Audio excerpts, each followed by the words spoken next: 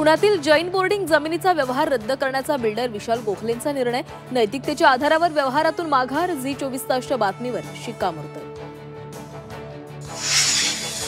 पुण्यातील जैन बोर्डिंग प्रकरणामध्ये धर्मादाय आयुक्तांनी 230 कोटी रुपये गोठवले। व्यवहार रद्द झाला तर गोखलेंना पैसे परत मिळण्याची शक्यता, मात्र धर्मादाय आयुक्तांनी पैशाला दिली स्थगिती।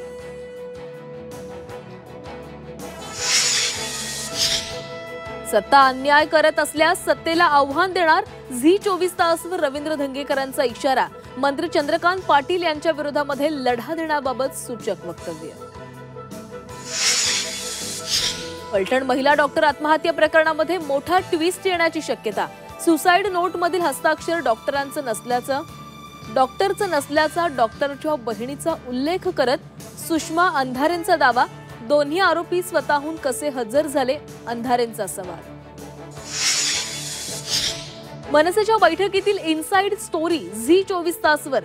सर्वसामान्यांचा रोष मोर्चामध्ये दिसू द्या, 1 नोव्हेंबरच्या मोर्चाबाबत राज ठाकरेंचे आदेश। शिवसेना उद्धव बाळासाहेब ठाकरे पक्षाचा आज मुंबईमध्ये निर्धार मेळावा। मतदार यादी घोळाबाबत उद्धव ठाकरे मार्गदर्शन करणार, तर आदित्य ठाकरे प्रेझेंटेशनद्वारे मतचोरीबाबत बॉम्ब फोडणार असल्याची माहिती। महायुतीमधील अंतर्गत वाद सोडवण्यासाठी अमित शहा पुढाकार घेणार, महायुतीच्या तिन्ही नेत्यांशी चर्चा करणार असल्याची माहिती। झी 24 तासला सूत्रांकडून महत्त्वाची माहिती। राज्यामध्ये मंत्रिमंडळ विस्तार होण्याचे धर्मराव बाबा आत्रामांकडून संकेत। 4 वेळा मंत्री झालो, वर्षभरात पुन्हा मंत्री होणार असल्याचं आत्रामांचं सूचक वक्तव्य।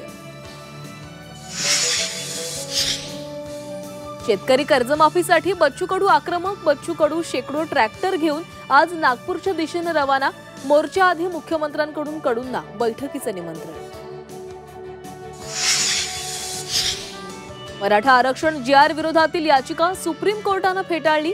याचिकेवर सुनावणी देण्यास सुप्रीम कोर्टाचा नकार, याचिकाकर्त्यांना हायकोर्टामध्ये जाण्याचा सल्ला।